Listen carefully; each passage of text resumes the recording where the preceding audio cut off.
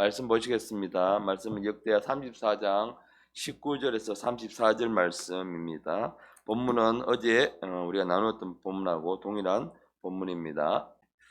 어제 우리가 주님 안에서 하나님께 물으라 라는 말씀의 제목을 나눴죠. 오늘도 우리가 다시 한번 이 말씀 가지고요, 우리 하나님께 우리가 주님, 내년에 우리가 어떻게 살아가면 좋겠습니까? 또 올해 남은 시간 우리가 어떻게 마무리하면 좋겠습니까? 예. 이런 여러 가지 우리 속에 있는 계획들이 내려지고 하나님께 묻는 시간들, 그 시간들이 되길 주여 원합니다. 그래서 오늘 이 본문을 마무리하는 시간이 되기를 원합니다. 여러분, 우리가 어떤 것을 배울 때 이 질문하는 거요, 묻는 것 정말 중요합니다. 그래서 질문함을 통해서 많은 것을 배울 수가 있습니다. 그래서요, 질문에 대해서 이런 이야기가 있습니다. 자신의 뜻을 주장하고 싶으면 질문하라. 그리고 남을 설득하고 싶으면 질문하라. 그리고 청중을 존중하고 싶으면 질문하라. 지속적으로 마음과 정신을 변화시키고 싶으면 질문하라. 그래서요, 좋은 질문은 더 좋은 결과를 만듭니다. 그래서 우리가 어떤 상황이나 또는 어떤 일에 대해서 또 우리가 어디 가서 무엇을 배우든지 듣든지 간에 우리가 질문하는 습관을 가지는 것 참 중요합니다. 그런데 우리는 잘 되지 않습니다. 특별히 교회 안에서요, 설교가 일방적으로 선포되다 보니까 간혹 이게 말씀을 선포하시는 분들이 질문하게 되면 위축되거나 내가 틀리면 어떡하지? 이런 마음 때문에 질문에 대한 대답을 하기를 주저합니다. 근데 우리 교회 주일학교 어린이 예배는 조금 다릅니다. 예배 시간에요, 이 말씀을 듣다가 아이들이 궁금하면 질문을 합니다. 손을 들고. 그래서 그로 인해서요, 예배 시간이 조금 길어지는 경향은 있지만 설교가 일방적으로 듣는다는 개념에서 조금 벗어난 그런 예배를 드리고 있습니다. 아이들이 그래서 저는 아이들이 그렇게 질문하는 것에 대해서 허용을 하고 아이들이 어떤 질문을 하든지 제가 대답할 수 있는 범위 안에서 대답을 하려고 합니다. 그래서 이 말씀을 전하는 시간이 조금 길어질 수가 있습니다. 그런데 이런 예외가 어른들 예배 시간이 적용되기는 좀 무리가 있지만 어느 교회에서는 목사님께서 말씀을 전하시다가 회중으로 내려오신답니다. 강대상에 내려오셔서 말씀 선포하시다가 직접 회중과 함께 질문도 하시기도 하고 질문도 받기도 하고 예배 시간에 우리도 한 번쯤은 여러분 말씀을 듣다가 그런 의문이 생기지 않습니까? 근데 이게 일방적으로 말씀을 듣다 보면요, 이 말씀을 듣다 보면 그 말씀이 내게 안 될 수가 있습니다. 기억이 안 날 수가 있습니다. 그런데 내가 궁금한 것에 대해서 질문을 던지게 되면 그 말씀은, 그날의 말씀은 확실히 나의 말씀이 되고 확실히 많이 기억이 남습니다. 그래서 한 번쯤은 그런 예배가 드려지는 것도 괜찮다는 생각을 해봅니다. 여러분, 성경에도요, 질문으로 통해서 하나님과 정말 가까이 된 이 질문 왕이라고 할 수 있는 사람이 있는데 바로 이 다윗입니다. 다윗은요, 전쟁을 할 때마다 하나님께 묻습니다. 사무엘상 23장 2절 말씀에 이에 다윗이 여호와께 묻자와 이르되 내가 가서 이 블레셋 사람들 치리이까 여호와께서 다윗에게 이르시되 가서 블레셋 사람을 치고 그 일나라를 구원하라 하시니, 이 전쟁을 하는 것이 다윗은 꼭 하나님 앞에 묻는 것입니다. 그래서 다윗은 자기의 생각대로 하지 않고요, 또 주위의 사람들의 그 생각과 의견을 대로 하지 않고 반드시 하나님께 묻습니다. 그래서 전쟁을 해야 됩니까? 하나님, 제가 올라가서 블레셋 사람들과 전쟁을 해야 됩니까? 라고 묻습니다. 그러자요, 이 다윗과 함께 했던 이 주위에 있던 사람들이 아니 우리 코가 지금 석자인데, 예? 아니 그 일나라는 그 민족들을 우리가 가서 도와줄 필요가 있습니까? 예. 지금 우리도 우리 코가 석자인데 그걸 그렇게 3절에 다윗과 함께 모여 있던 사람들이 그렇게 이야기를 합니다. 그래서 다윗 사람들이 그에게 이르되 보소서 우리가 유다에 있기도 두렵거든 하물며 그일라에 가서 블레셋 사람들의 군대를 치는 일을 하리이까. 이유가 있는 것이죠. 왜 이렇게 이야기를 하느냐? 예. 이때는요 다윗이 기름 부음 받고 나서 사울 왕에게 쫓기고 있을 때입니다. 그러니까 우리 스스로도 지금 쫓기고 있는 신세인데 누가 누구를 돕는단 말입니까? 근데 다윗은 그런 상황임에도 불구하고 하나님이 이 전쟁을 제가 해야 됩니까? 말아야 됩니까? 라고 그렇게 하나님 앞에 질문을 하는 것입니다. 그렇게 주위에서 다시 이야기를 하자 다시 재차 다윗은 하나님 앞에 확인을 합니다. 다윗이 여호와께 다시 묻자온대 역시 하나님께 질문을 합니다. 여호와께서 대답하여 이르시되 그 질문에 대해서 하나님은 다윗에게 정확하게 이야기를 합니다. 일어나 글라로 내려가서 내가 블레셋 사람들을 내 손에 넘기리라 하신지라. 내려가라. 이 전쟁을 하는 것을 내가 허락하겠다. 그리고 이 블레셋 사람들을 내가 내 손에 넘기겠다. 그래서 다윗은 내려가서 블레셋 사람들과 전쟁을 치르고 그 사람들 손에서 이 글라 사람들을 구원해냅니다. 우리는 어떤 결정을 내리기 전에요 하나님께 묻기보다는 사람들의 의견, 내 주위에 있는 사람들의 의견을 묻고 더 귀를 기울입니다. 그리고요 하나님과 또 이게 그러고 나서 우리는 또 기도를 하죠. 근데 정작 하나님과 그 사람의 생각이 다를 때에 우리는 어디에 더 집중해서 결정을 내느냐면 내 주위에 있는 사람들의 그 말에 우리가 더 쉽게 결정을 내립니다. 여러분 사람이 사람을 책임진다는 거 그거 똑같이 인약한 사람입니다. 하나님이 사람을 책임질 수 있지만 사람이 사람을 책임진다는 거 여러분 한번 생각을 해보시길 바랍니다. 그 사람의 삶을 끝까지 그 사람을 책임질 수가 없습니다. 아까 옆에서 이야기했던 다윗과 함께했던 무리들조차도요 자기 자신들이 지금 위험에 처했기 때문에 다윗의 행동에 대해서 그런 이야기를 했던 것이죠. 그래서요 하나님은 다윗에게도 전쟁을 치료하러 갈 때에 가라 하시면서 여기서 내가 블레셋 사람들을 내 손에 넘기리라. 끝까지 하나님은요 다윗을 돕고 내가 너와 함께 하겠다라고 약속의 말씀을 주시는 것입니다. 그래서 하나님은요 우리에게 말씀을 하실 때에 우리가 어떤 약속의 말씀을 명령을 주실 때 반드시 책임지시겠다는 그 약속의 말씀도 함께 하나님이 주시는 것입니다. 결국 하나님의 말씀에 순종해서 다윗은요 글라로 내려가서 블레셋 사람들과 전쟁을 치르고 그 주민을 구원합니다. 5절에 이렇게 나와 있습니다. 그러나 이 전쟁 때문에요 다윗이 다시 한 번 더 위험에 처합니다.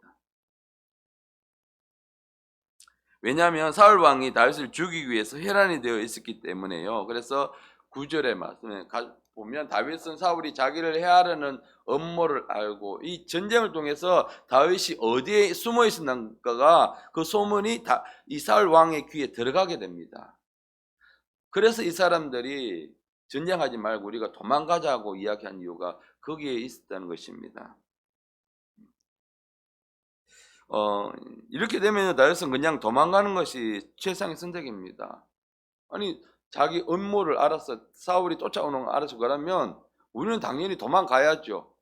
그런데 다윗은요 자기의 생각대로 의견대로 하지 않고 10절에 보면 다윗이 이르되 이스라엘 하나님 여호와여 라고 다시 한 번 더 하나님 내가 어떻게 할까요? 아니 도망가야 되는데 이 상황에도 불구하고 하나님 앞에 묻습니다. 다윗은 하나님 제가 어떻게 할까요? 그래서 11절에요. 하나님께서 말씀하십니다. 그러나 사람들이 나를 그의 손에서 넘기겠나이까? 주의 종이 들은 대로 사울이 내려오겠나이까? 이스라엘 하나님 여호와여 원하건대 주의 종에게 알려주시옵소서. 하나님가 이게 다윗이 하는 지금 제가 어떻게 하면 좋겠습니까? 라고 하나님 앞에 일일이 묻는 모습을 우리는 볼 수가 있습니다. 그래서 다시 한 번 더 하나님께 다윗이 이렇게 묻자 하나님은요 12절에서 다윗이 이르되 그리라 사람들이 나와 내 사람들을 위하여 사울의 손에 넘기겠습니까? 아니 그 이야기를 듣고 상황을 보면 이 사람들이 구원했음에도 불구하고 다윗을 배신해서 이 다윗을 사울 왕에게 바치는 것이 확실함에도 불구하고 하나님 앞에 묻는 것입니다. 상황이 확실하고 상황이 그러할지라도 다윗은요 상황을 보지 않습니다. 현실을 보지 않습니다. 하나님의 말씀에 귀를 기울입니다. 그러니까 하나님이 그에게 이야기를 합니다. 그래 그들이 너를 배신해서 사울의 손에 넘길 거야. 매 순간마다 하나님 앞에 묻고 또 묻습니다. 다윗쯤 되면요 스스로 판단해서 행동할 수 있는 능력이 충분히 있는 사람입니다. 그러니까 순간적인 결정을 내려야 될 때 그런요 생각을 내려놓고 자기의 의견을 경험과 이런 것들을 다 내려놓고 하나님 앞에 묻기를 그치지 않습니다. 매 순간마다 제가 어떻게 결정을 내리리까? 그것은 뭐냐면 하나님을 전적으로 다윗이 의지를 했기 때문에 신뢰했기 때문에 가능한 것입니다. 오직 하나님만 믿고 내가 나의 갈 방향이 내가 지금 도망자 신세임에도 불구하고 오직 하나님만 의지하고 나아가는 이 다윗의 모습을 우리는 볼 수가 있습니다. 여러분 이것은요 마치 어린아이가 이제 막 말을 배워서 말을 하기 시작할 때 데리고 다니면 어떻게 합니까? 간판에 자기가 글자를 읽으면 보기만 해도 물건을 보기만 해도 다 신기하니까 엄마 이건 뭐야? 아빠는 이건 뭐야? 이건 뭐야? 저건 뭐야? 라고 꼬치꼬치 아이들 이 호기심에 묻는데 그것은 뭡니까? 이 아이가 엄마 아빠를 100% 신뢰하기 때문에 엄마 아빠에게 묻습니다. 그럼 여러분들은 우리들은 어떻게 했습니까? 지금까지 귀찮게 왜 그렇게 해? 그만 질문해! 라고 야단치지 않고 그 아이에게 아 이건 뭐야? 이건 꽃이야. 이거는 강아지야. 이건 풀인데 어떤 종의 풀이야. 라고 친절하게 아이에게 설명해 주지 않았습니까? 네. 우리도 마치 어린아이가 된 것처럼요. 하나님 앞에 우리의 삶의 순간순간을 하나님 저는 어떻게 하면 좋겠습니까? 어떻게 하면 좋겠습니까? 라고 묻는 그런 시간들을 가져야 합니다. 왜냐하면 우리는 전적으로 하나님을 의지해서 살아갈 수밖에 없는 사람들이기 때문입니다. 사무엘상 사무엘하 23장 3절에서요. 우리가 지금 봤던 이 다윗의 모습에서 블레셋과의 전투에서 다윗과 함께한 사람들의 현실의 상황을 바탕으로 해서 결정을 내려서 다윗에게 이야기를 합니다. 지금 우리 현실은 도망가야 돼요. 전쟁을 하지 말고 도망가야 돼요. 다윗이요. 그러니까 이 무리들이 어떤 무리들인가? 다윗을 전적으로 신뢰를 해서 도망가는 다윗이지만 다윗이 진짜 이스라엘의 왕으로 그들이 추대해서 자발적으로 모였던 무리입니다. 그러니까 오직 다윗만 바라보고 다윗만 의지하며 나갔던 이 무리들인데 그 무리들이 이렇게 다윗에게 결정을 합니다. 여러분 현실은요 우리 삶의 기준이 현실에서 일어나는 모든 일들이 현실의 경험들 우리 삶의 기준이 될 수는 없습니다. 여러분 세상은요 다수가 원하는 것이 기준입니다. 세상에는 다수가 원하는 것이 진리입니다. 이 땅에는 진리가 없어요. 대중이 원하고 다수가 원하는 것이 어느 날 갑자기 그것이 진리가 되어버리는 거예요. 그 다수는요 그 다수의 공동체의 이익이 기준이 되는 것입니다. 공동체의 이익에 반하는 것은 진리가 아니에요. 지금 우리가 포괄적 차별금지법을 제정을 반대하기 위해서 무지하게 정말 앞선 사람들이 또 기도하면서 하고 있죠. 그런데 이게 제정이 돼버리면 모든 국민들이 이제 그 찬성하는 분위기가 여론이 돼버리는 것이죠. 지금 이제 국회에서 이게 이 차별금지법을 그 하는 상대 쪽에서 전적으로 밀지 못하는 이유가, 지금은 대다수 국민들이 이 차별금지법은 동성애는 예수를 믿지 않더라도 이 동성애는 우리나라에서는 있을 수는 없는 일이라는 것이 공동의 이익이기 때문에 그렇게 반대를 하는 것이죠. 근데 이것이 이제 점점 무리가 많아지면 동성애가 진리가 되어버리는 것입니다. 그들의 이익에 반하기 때문에요. 그래서 우리는요, 그 분에서 정말 기도할 때마다 하나님, 이 땅에서 이 포괄적 차별금지법 반드시 폐지되게 해 주시옵소서라고 여러분 기도하셔야 됩니다. 그처럼요, 다수의 공동체의 이익이 진리가 되고 기준이 됩니다. 그러나 우리 그리스도인은 무엇이 기준입니까? 바로 우리가 믿고 우리가 따르고 있는 이 말씀이 우리의 기준이 되어야 합니다. 그래서 어떤 결정을 내릴 때 말씀에 반하는, 말씀에 어긋나는 것은요, 우리가 철저하게 그것은 버려야 합니다.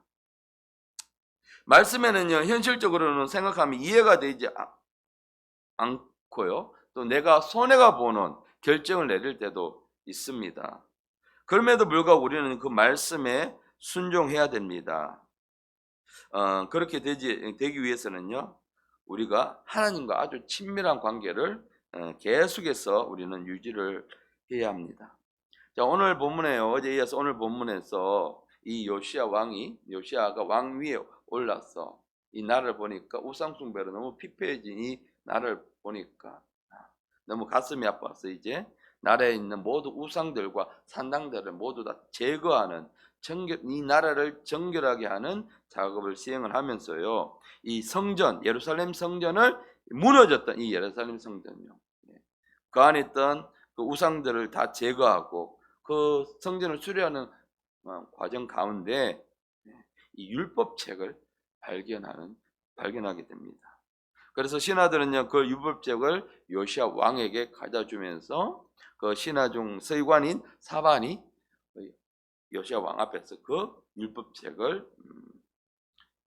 읽어주게 됩니다. 근데 그 말씀을 읽자 19절에서요, 요시야 왕이 그 말씀을 듣자, 율법의 말씀을 듣자 곧 자기 옷을 찢어버리는 이런 일을 하게 됩니다. 그러니까 말씀이 선포되자마자 요시야 왕은 그 선포되는 말씀을 통해 선악간에 지금 나라가 얼마나 하나님 앞에서 타락해 있고 죄로 뒤덮여져 있고 오염되어 있는가를 분별하게 되는 것이죠. 그래서요, 자기 옷을 찢으면서 회개하지 않을 수가 없는 것입니다. 옷을 찢는 행위는, 성경에서 옷을 찢는 행위는요, 바로 마음의 고통과 슬픔 그리고 회개를 나타내는 상징적 의미입니다. 여호수아서 7장 9절 말씀에 여호수아가 옷을 찢는 장면이 나옵니다. 이게 어떤 장면입니까? 12명의 정당군들 보내었더니 그들이 와서 10명의 정당군이 와서 하는 말이 그 땅은 거주민을 삼키는 땅이라고 악평을 하게 되는 것이죠. 그런데 하나님은 그것을 젖과 꿀이 흐르는 땅으로 이스라엘 백성들에게 주겠다고 한 약속의 땅입니다. 그러니까 여호수아가 그 말을 듣자 너무 하나님 앞에서 회개를 하면서 분노에 찬 그 민족의 하는 모습이 너무나도 하나님 앞에서 악하기 때문에요. 그래서 여호수아와 칼렙이 옷을 찢으면서 하나님 앞에서 회개하는 장면이 나오죠. 그래서 옷을 찢고 이스라엘 장로들과 함께 여호와의 궤 앞에서 엎드려 머리에 티끌을 뒤집어 쓰고 저물도록 있다가 이 장면은요, 죄송합니다. 이 장면은 제가 헷갈렸는데 이 장면은 아이성 전투에서 패배하고 난 이후에 여리고성은 점령을 했는데 아이성 전투 그 조그만 아이성을 쉽게 정복할 거라고 생각했는데 무참하게 깨지지요. 그리고 와서 자기의 교만을 회개하는 장면입니다. 죄송합니다. 자, 거기서 이제 와서 어떻게 합니까? 옷을 찢고 하나님을 회개하면서 머리에 티끌을 뒤집어 쓰고 날이 저물도 하나님 앞에서 회개를 하는 것입니다. 왜냐하면 이 여호수아는요 자기의 교만을 이때 하나님 앞에 묻지 않았습니다. 여호수아가 주위에 있는 사람들, 저 정당군들의 이야기, 사람들의 이야기 듣고 우리가 이쯤에 그냥 군사만 올려 들어가도 충분히 그 작은 성은 우리가 정복할 수 있습니다. 무너뜨릴 수 있습니다라는 사람의 생각으로 접근을 했기 때문인 것이죠. 그건 결국은 바로 여호수아의 교만 때문인 것입니다. 그래서요 우리가 이렇게 옷을 찢고 머리에 티를 뒤집어 쓰는 것은 바로 철저하게 하나님 앞에서 회개하는 장면이라고 보시면 됩니다. 그래서 여러분, 그래서 우리는요, 이것과 함께 이 요시야 왕이 이 율법책을 읽을 때에 그가 눈이 열리면서 모든 상황들이 분별이 되었지 않습니까? 그래서 우리가 신약성경에 보면 히브리서 9장 4절 말씀에 하나님의 말씀은 살아있고 활력이 있어 좌우에 어떤 날선 어떤 것보다도 예리하 요리의 혼과 영과 및 관절 곳을 찔러 쪼개기까지 하면 또 마음의 생각의 뜻을 판단하나니. 하나님의 말씀은요, 말씀을 통해서 우리는 분별할 수 있는 분별력을 키워야 합니다. 우리가 어떤 것을 상황을 판단할 때에 하나님의 말씀을 통해서 이 상황이 어떤 것인지 우리는 바르게 볼 수 있는 판단력을 키워야 하는 것입니다. 그래서 우리는 더 이상 영적인 기머거리요 장님이 되어서는 안 됩니다. 그래서 하나님의 말씀은요 우리 인생의 등불입니다. 등대입니다. 빛이 됩니다. 그래서 시편 119편 105절 말씀에 주의 말씀은 내 발의 등이요 내 길의 빛이니이다 라고 이렇게 말씀으로 고백을 하고 있습니다. 그래서 말씀이 없이 살아가는 삶은요 마치 여러분 어떤 것이냐, 우리가 눈을 감고 고속도로에서 가장 최고 속도로 달리는 것과 똑같은 그 위험한 일을 하고 있는 것입니다. 그만큼 우리는요 이 말씀 없이는 살아갈 수가 없는 삶을 살아가고 있는 것입니다. 그래서 요시야 왕은요 그 후에 이렇게 하나님의 말씀을 듣고 율법책을 통해서 이 나라가 얼마나 하나님 앞에서 죄악 가운데 있는지를 발견한 이후에 그 사람들을 여선지자 훌다에게 보내어서 장차 유다의 이 나라에 구체적으로 어떤 일이 일어날 것인에 대해서 정확하게 알기 위해서 여러 신하들의 명령에서 여호와께 물어라라고 오늘 이야기를 하고 있습니다. 여기서 보면요, 이 요시야 왕이 얼마나 단호하게 지금 이 나라를 정결하게 하고 개혁을 하고 있는가를 볼 수가 있습니다. 어떤 면에서는 나라를 바라보면 너무 감정적으로 슬프고 안타깝고 분노가 치밀어 오를 수 있지만 모든 일을 감정적으로 이 요시야 왕은 처리하지 않습니다. 철저하게 이 나라의 진짜 통치자는 하나님이심을 그가 인정을 하고 그 왕이신 진짜 통치자이신 왕께 앞으로 가면 이 나라를 어떻게 하면 다스리면 되겠습니까? 라고 요시야 왕은 하나님께 물었던 것입니다. 그래서 이 여선지자 훌다에게 신하들을 보내었습니다. 그래서 요시야 왕의 시선과 중심이 어디를 향하고 있나 우리는 잘 알 수 있는 장면이 바로 이 장면입니다. 21절에 그렇게 나오죠. 이 신하들을 그들에게 와서 보내어서 여호와께 물어라 라고 나옵니다. 여러분의 정말 중심은 어디를 향하고 있습니까? 진짜 절체절명의 위기가 찾아왔을 때 여러분은 무엇을 하십니까? 기도를 하십니까? 아니면 내가 나를 어떻게 도와줄 사람들을 찾고 있습니까? 아니면 다른 방법을 구하고 있습니까? 여러분, 사람이 어려움에 처했을 때에 무엇을 혹은 누구를 찾는다는 것을 보면 그 사람의 신앙을 알 수 있습니다. 그러니까 진짜 위기에 처했을 때 그 사람의 진짜 모습이 나오는 것입니다. 여러분, 우리가요 자주 그런 위기 속에 있을 때 나를 도와줄 사람이 없나? 이렇게 찾습니다. 근데요, 결국은요, 우리가 사람을 찾으면, 사람에게 기대면 사람 때문에 실망할 수밖에 없습니다. 그래서 결국은 그 실망은 그 사람을 잃어버리게 만듭니다. 아니, 내가 이렇게 어려울 때에 어떻게 나를 안 도와줄 수가 있지? 예. 이런 실망감이 마음에 들면서 결국은요, 그 사람과 사이가 멀어지게 돼요. 금이 가게 됩니다. 그러면요, 계속해서 내가 어려울 때 그 사람 나를 모른 척 했어. 그 때문에 관계가 깨어지게 되고, 그래서 결국 그 사람을 잃어버리게 되는 것이죠. 그런데 여러분, 우리의 도움은 어디에서 옵니까?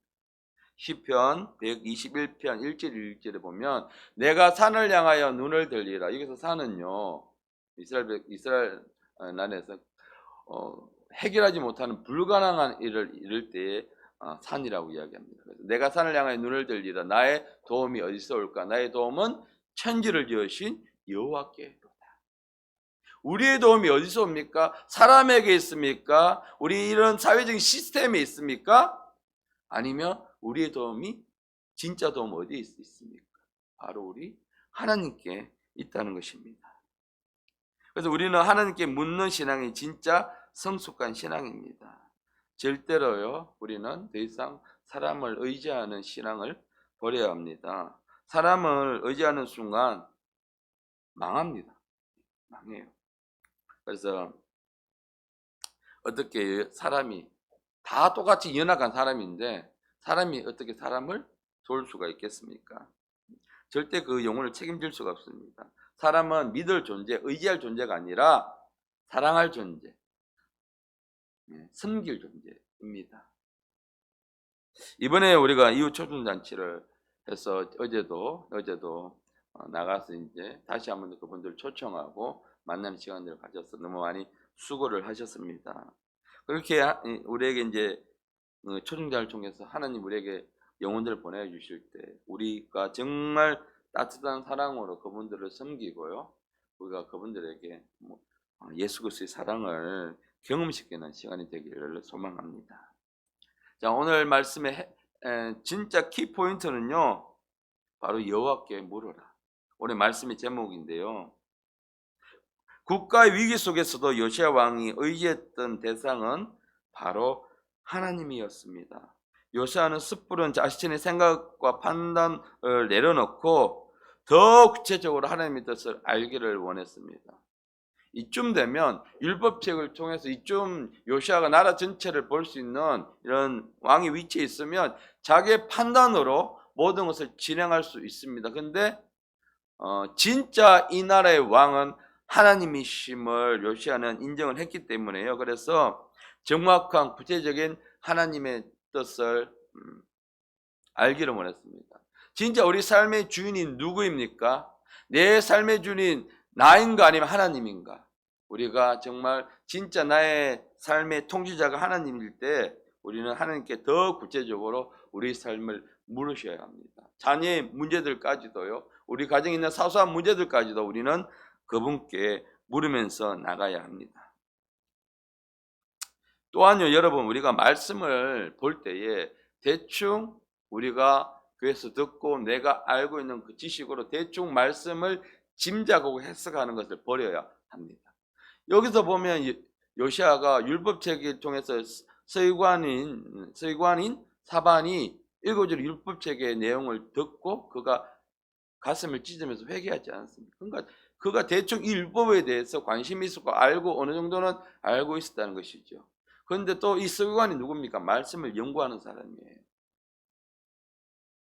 그런데 이 요시야는 더 구체적으로 이게 하나님의 뜻이 무엇이고 하나님 이 말씀을 통해서 이 나라를 어떻게 하시겠다는 게 이 말씀을 분별함을 더 자세히 알기 위해서 선지자에게 사람들을 보내서 그 말씀을 더 구체적으로 분별하기를 원했습니다. 여러분, 오늘 나는 하나님께 묻고 있습니까? 나의 신성과 나의 모든 관심은 하나님께만 집중되어 있습니까? 우리는요, 하나님께 묻고 또 묻는 아주 사소한 거라도 별거 아닌 거라도 우리가 하나님께 또 묻고 또 묻는 그런 우리가 습관들을 가져야 합니다. 그래서 22절 말씀에 hil기야와 왕이 보낸 사람들이 여신자 훌다에게 나아가니, 이 여신자는 누구입니까? 선지자는 누구입니까? 이 시대 때에 하나님의 말씀을 통해서 말씀을 받아서 사람들에게 하나님의 말씀을 전해주는 그런 역할을 했던 사람이죠. 그래서 여러분들이 그 말씀을 반드시 내가 해석이 바르게 됐나 안 됐나가 점검이 필요합니다. 묵상을 하다가도 하나님의 음성을 듣지 않습니까?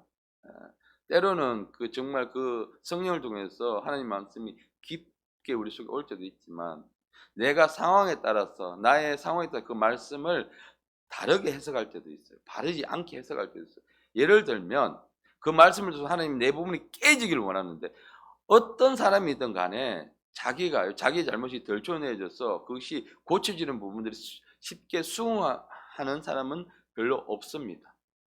나에게 하나님 나를 이렇게 도우실 거야, 그 말씀 우리가 100% 순종하면서 나가지만, 내가 이거 바뀌어야 돼, 이거 포기해야 돼, 하나님 이런 말씀을 주시고 네가 그것을 버리지 않으면, 이런 말씀을 주실 때 우리가 정말 깨어있는 사람은 그 말씀에 순종을 하지만, 그렇지 못할 때, 그래서 이 말씀을 받았다면 다시 한번 점검하는 시간들이 필요합니다. 그래서 절대 말씀을 해석하지 마시고요.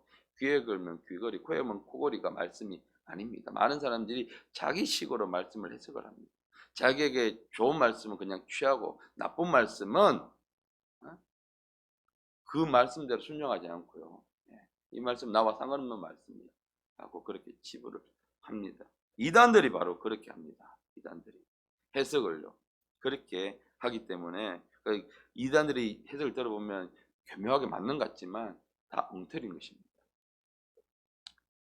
근데요, 이런 요시야 왕과는 달리 그의 할아버지 므낫세 왕은요, 하나님보다 무당들을 더 신음을 했습니다. 이제 33절 6절 하반절에 보니까 이 므낫세 왕이요, 하나님보다 누구를 더 신음했는가를 알 수 있는데, 신접한 자와 박수를 신음하여 여호와 보시기에 악을 많이 행하여 여호와를 진노하게 하였다.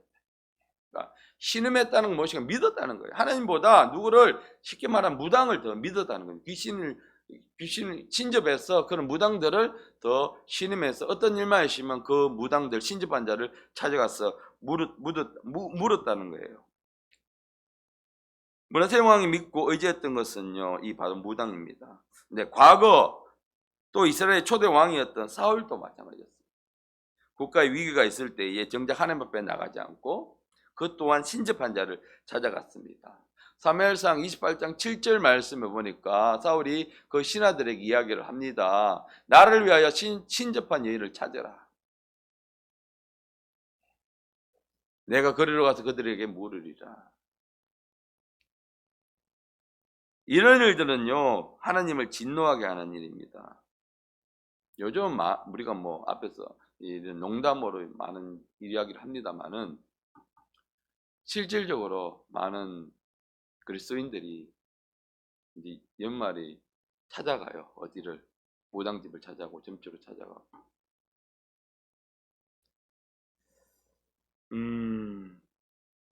그랬고 나서 한 해 우리 아들은, 우리 남편은, 우리는 어떻게 살아야 됩니까? 라고 묻습니다. 그러니까 피크죠. 이때가 피크입니다. 무당들의 피크입니다. 근데요, 어찌 하나님을 아는 사람들이 어찌 하나님보다 이 사람들이 더 뛰어나다고 귀신들한테 가서 머리를 조아리고 그렇게 묻는지 모르겠습니다. 이거는 하나님 무시하는 행위입니다. 그래서 여러분, 우리 자녀들에게 철저하게 말씀을 하셔야 됩니다. 여기 계신 분들은 그렇지 않지만 자녀들이 호기심으로, 젊은이들 요즘 타로 카드를 많이 봅니다. 그리고 토종벽을 많이 봅니다. 궁합도 많이 봅니다. 이거 다 이 신접한 자에 가서 묻는 거랑 똑같은 것입니다. 여러분, 데살로니가전서 5장 22절에 하나님 어떻게 말씀하십니까? 악은 어떤 모양이라도 버려라 말씀하셨어요. 이 말씀을 알고 있으면서 그리스도인들은 궁금하니까 기도하는 것보다 기도하면 응답이 더디 오니까 가면 그 사람들이 바로바로 이야기해 주지 않습니까? 그러니까 기도하는 것보다 그냥 가서 재미난데 어때? 예전에 저도 한번 카페 들어갔는데 분위기가 이상한 거예요. 보니까 타로 점을 치는 카페인 거예요. 얼마나 그러니까 이게 영적으로 깨어있는 사람 느낍니다. 근데 지금 많은 유명한 뭐 가로수길이나 이런 길에 가게 되면 젊은이들 많이 모이는 곳에 이 점집이 엄청나게 성행을 하고 있고요. 타로 점을 치는 있는 카페가 엄청나게 성행을 하고 있습니다. 왜 우리는 거기 들어가면 안 되느냐? 그는 어두움의 세력들이 있기 때문에, 귀신들이 있기 때문에, 귀신은요 절대 사람을 성공시키지 않습니다. 결국은 그 사람을 망하게 합니다. 그래서요 우리는 우리는 모양까지도 우리가 악의 모양까지도 우리는 버려야 합니다. 이것은 뭐냐면 하나님을 불신한, 내가 하나님을 믿지 못하겠다. 하나님 반드시 나의 도움이 어디서 올고 천지를 지으신 여호와께로다. 하나님이 분명히 말씀에도 그렇게 선포하고 있고요. 내가 너와 함께 하겠다 라고 그렇게 말씀해 주고 계시지만 그 말씀을 믿지 못한다는 거예요. 우리가 창조주이신 하나님을 믿지 못하고 우리를 파괴하고 망하게 하는 귀신을 의지하는 것만큼 위험하고 어리석은 짓은 없습니다. 그래서 원수는요, 원수 마귀는 귀신들은 물리적으로 우리에게 접근하지 않습니다. 이렇게 해요. 문화적으로 그 사람의 가장 약한 부분에 대해서 들어와서 우리를 무너뜨립니다. 자, 결국 므낫세 왕은요 바벨론의 포로가 됩니다. 이렇게 신접한 여인들을 찾아갔고 신임했던 이 므낫세 왕은요 바벨론의 포로로 끌려가면서 엄청난 환난과 고난을 당한 후에 비로소 하나님 앞에 찾아오고 회개를 합니다. 그나마 다행인 것이죠. 그래서 역대하 33장 11절 12절 말씀에 보니까 므낫세 왕의 최후가 나오는데요. 므낫셋을 사로잡고 쇠사슬을 결박하여 바벨론을 끌고 간지라 그가 환난을 당하여 그의 하나님 여호와께 간구하고 엄청난 고난과 이 환난을 당한 후에 그제서야 하나님만이 진짜 이스라엘의 진짜 신이시구나 라고 오는 것을 알게 됩니다. 그래서 자신의 이 교만한 생각을 꺾고 하나님 앞에 다시 한번 구하게 되죠. 여러분 성경에는요 우리 삶의 모든 정답이 기록되어 있습니다. 자녀 교육부터 어떻게 하면 사업에 성공할 수 있을까까지요 성경에 다 기록되어 있습니다. 디모데후서 3장 16절 17절 말씀에 모든 성경은 하나님의 감동으로 된 것으로 하면서 교훈과 책망과 바르게 함과 어로 교육하기에 유익하니 성경을 통해서 우리는요 자녀들이 교육을 시켜야 합니다. 자녀들 교육을 세상에 맡기니까 세상의 가치관이 자녀들에게 들어가게 되는 것이니까 성경적인 가치관을 거부하게 되는 것이 교회를 떠나게 되는 것입니다. 지금의 공교육이 여러분 세워져 있습니까? 저도 자녀를 학교에 맡기지만 그렇지 않습니다. 세상은요 세상의 가치관으로, 세상의 임금이 누구입니까? 원수 마귀죠. 원수 마귀의 그 가치관으로 아이들을 가르칩니다. 그래서 여러분 17절에 이는 하나님의 사랑을 온전하게 하며 모든 선한 일을 행할 능력을 갖추게 하려 합니다. 하나님의 사람으로 세우기 위해서는 여러분 아이들에게 자녀에게 말씀을 주셔야 합니다. 그리고요 여호수아서 1장 8절 말씀 어떻게 하면 우리가 인생을 성공할 수 있을까? 이 1장 8절에 나와 있습니다. 이 율법죄를 내 입에서 떠나지 말게 하며 주야를 것을 묵상하라 했습니다. 그 말씀을 계속 입술로 고백하는 것이 묵상이죠. 생각하는 그 안에 기록된 대로 다 지켜 행하면 내 길이 평탄하게 된다. 내 길이 형통하리라. 이게 바로 인생의 성공의 비결이 여기 있습니다. 우리는 엉뚱한 데서 인생의 성공을 찾으면 안 됩니다. 이처럼요 성경에는요 인생의 모든 정답이 여기에 성경에 기록되어 있습니다. 그런데 우리는 성경을 읽지를 않습니다. 자, 이제 말씀을 마무리하겠습니다. 여러분, 엉뚱한 곳에 가서 자신의 길을 물어 하나님의 진노를 받아 망하지 마시고요. 오직 오늘 우리에게 말씀하신 여호와께 물어라. 하나님께 묻는 여러분이 되시길 바랍니다.